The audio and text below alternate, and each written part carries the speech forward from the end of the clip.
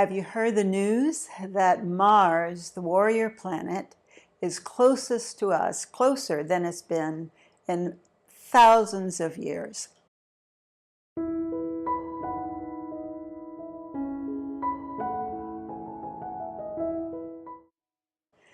So you can see Mars in the night sky. And did you know we are the third rock from the sun, but what is the fourth rock from the sun? It's Mars. So Earth actually orbits the sun right in between Venus and Mars. Is that sweet? That makes us such a romantic planet. So this is your astrology weather forecast for the week of June the 11th through 17th. And it is the new moon week. And this Wednesday will be the new moon in the sign of Gemini. So I'm going to tell you a lot about the Gemini twins because they are the archetypal and mythology influence for this week. But first, let's think about the fact that we are starting Monday, June 11th in the balsamic moon. And what does that mean? The moon will be in the sign of Taurus, but it's a balsamic moon because it is in the 3-day phase just before a new moon. And in the balsamic phase is the time of prophecy and of clear seeing. It's a wonderful time to take stock of the month that has gone past and also to think about your intentions that you're going to set on the new moon or a new iteration of the goals you've already been working on. But in the balsamic phase, we're going to the dark side of the moon. So you have a wonderful opportunity to get a look. I say opportunity, sometimes it's welcome, sometimes it's not. But it's a wonderful opportunity to get to see what unconscious beliefs are interfering as a limitation or an obstacle for what you want to accomplish in this lifetime and especially in this week. Now, from that burial ground in the balsamic moon, it's a great opportunity since we have Uranus now in the sign of Taurus, making a beautiful trine to all those planets, the sheriff, Saturn, the sheriffs in Capricorn. We have wind in our sails for changes in what we regard as security, how we think about money and economics shifting. So with that big energy behind us, when we get a trigger like we're going to get this week with Gemini new moon, it gives us the advantage of, well, being able to be prophetic. So Monday's Taurus moon will be making a beautiful harmony with Pluto in Capricorn. Pluto, the lord of the underworld, but that's not as bad as it sounds, right? In fact, it is the place of transformation, which is symbolically why we have in the underworld all that darkness like vampires who transform by their biting you with their fangs and so forth and so on. Those are the metaphorical fears that we have attributed to the underworld.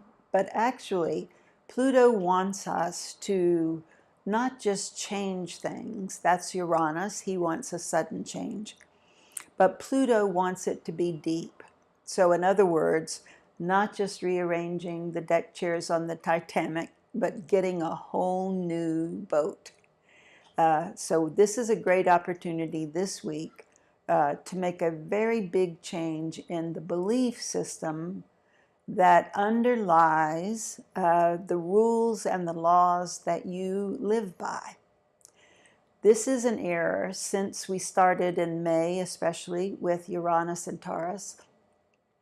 It is an era where we get to say to ourselves, those of you who are so wise and so tuned in to the other realms and the possibilities of other dimensions, but just here on Earth, if we start questioning the belief underneath it's really the way we make assumptions and create laws, we're going to be so much better off. So let me give you the tale of the Gemini twins, and we can use it from there. Now, Gemini is known for curiosity, and also it is the messenger planet, and we often see that winged messenger as a symbol. However, it's the mythology of the Gemini twins that gives you the real feeling for what we're going to have this week. And they were actually two twin brothers that in mythology, the queen who gave birth to them said that one of the twins was fathered by an immortal god, Zeus, and that the other twin was fathered by an earthly king. Now, it's mythology, so of course it's made up. But if you follow that symbology, we see now two twins, one of whom is mortal and one of whom is immortal.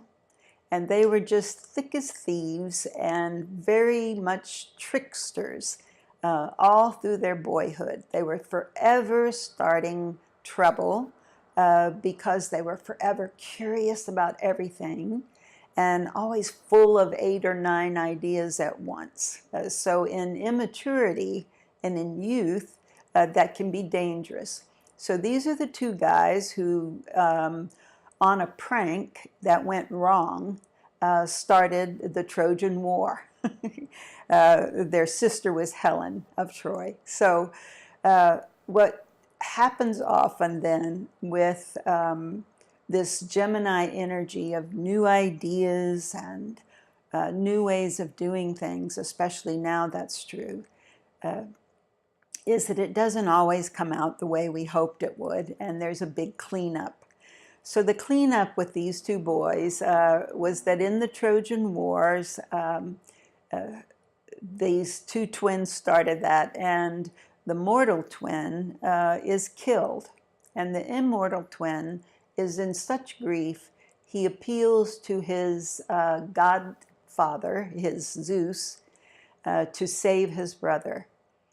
But the Zeus can't do that, and instead he offers to make the two of them, for immortal, as stars in the sky. And that's Castor and Pollux, the two twin stars that are the head of the Gemini constellation.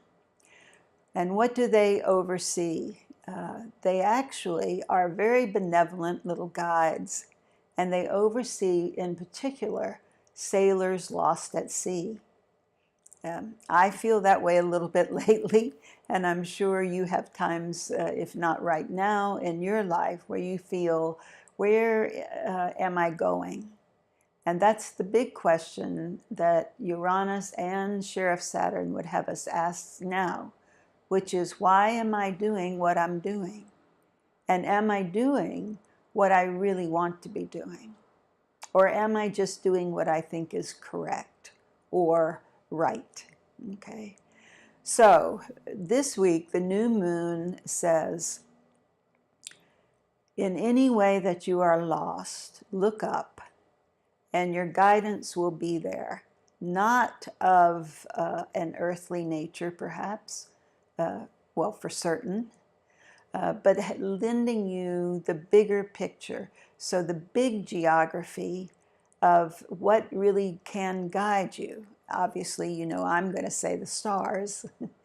But of course, with the moon, it is our intuition.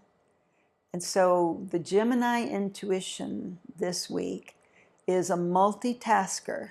And if other times you haven't been able to multitask without losing your mind, this week you actually can.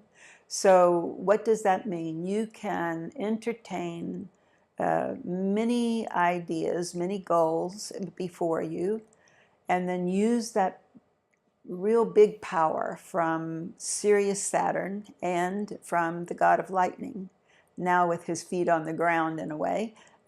You can use that energy to discern, to sort, and to prioritize. So great opportunity for that. Now, on Wednesday, we also have a sweet change in mind for everyone, because Venus, the goddess of love, is going to move into the sign of Leo. So Venus is not only about relationships, although that's her primary influence, but Venus is especially about beauty and the creation of beauty. In other words, creativity. So in Leo, she's on fire. And this will be a very creative, about 6 weeks ahead, with Venus and a fire sign. Then when we come to that new moon, we have her moving at the same time. So we have fire and air, and that's wonderful. And here's where Mars, I'm going to bring Mars in again, because later on this month, Mars is going to do a very unusual thing. I mentioned it last time. He's going to go into a retrograde phase that is going to keep him in the sign of Aquarius all the way till November. So that bright red planet, which is now the brightest star in the night sky, is going to be in and out of Aquarius, but is going to be with us all the way till November. So on this new moon, we have air in Gemini, air in Aquarius, and so they're working together. That means that your ideas will get actually practical feet, which is unusual for Gemini. Gemini's not necessarily interested in practicality, but it will get practical feet from Mars, who says, in his great humanitarian voice, being in Aquarius, let's really do something about the inequality of peoples in our world, about the humanitarian interest that you have. And to do something, it means do what is right in front of you. Certainly in the world, there are plenty of calls for action, but not to do the Gemini thing of trying to do 8 things at once in this way. Here, just pick one thing that looks to you in your life like the next right thing to do, because it will be. Trust yourself. Trust your intuition. Now, Tuesday the 12th, we will have a shift in the messenger planet, Mercury. He will be moving into the water sign of Cancer.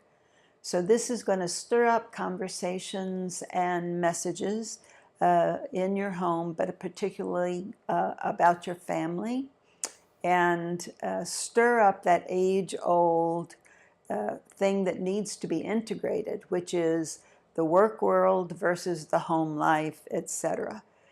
We no longer need to live 2 lives. Like in the day we go do one thing as if we were a different person, and then in the night we come home and we relax and we're a different person there. We're moving now towards we're a whole person. Our days are holistic. We are who we are in every way, right? Whether we're in a meeting at work or whether we're cooking dinner at home. We're authentically ourselves. So, beautiful thing. Now, this is the week heading towards Father's Day, and a wonderful time to think about fatherhood, of course, but not, let's get it clear that Father's Day is not about patriarchal father. Saturn in the zodiac and in your personal chart is representative of the father, but that's a different energy from the patriarchal crumbling that we now see happening on those pyramid structures, those hierarchical structures. So here we get to redefine what we mean by father, and father is not the boss, right? And father is not the domineering, more powerful person in the family, because that is a heavy load that has wearied many a man for a very long time. And so this Father's Day, how about we accept the fathers in as a team member of our family without that pressure to make sure everyone is protected, to bring home the bacon, etc. That's really shifted, has it not? So I say this Sunday, when we're going to have the moon in Leo, and remember, Venus has already gone in Leo. So we have a loving and really tribal celebration for Father's Day, because the Leo fire is the campfire where everyone is invited around, right? And in a circle that is free and cooperative for everyone. So next time, we're going to have the summer solstice coming on the 21st, and then we get the full moon in June, which is the honeymoon. Yep, that's no accident that we have the weddings in June and we have the honey full moon in June, which will come on the 27th, right before that shift of retrograde Mars. So go outside on the dark of this new moon and look for that big red planet, the fourth rock, and celebrate the fact that here on Earth, we are sandwiched between the cosmic lovers, the zodiac lovers, Venus and Mars, and download that energy for yourself. So we live in awesome times now. Things are just becoming so much better, even if we can't see it in the here and now. I promise you, this is going to be a time of new abundance. It's just not going to look like abundance used to look. So thanks for listening. Again, I appreciate your comments, and punch that like button for me. And see you next time. Bye for now.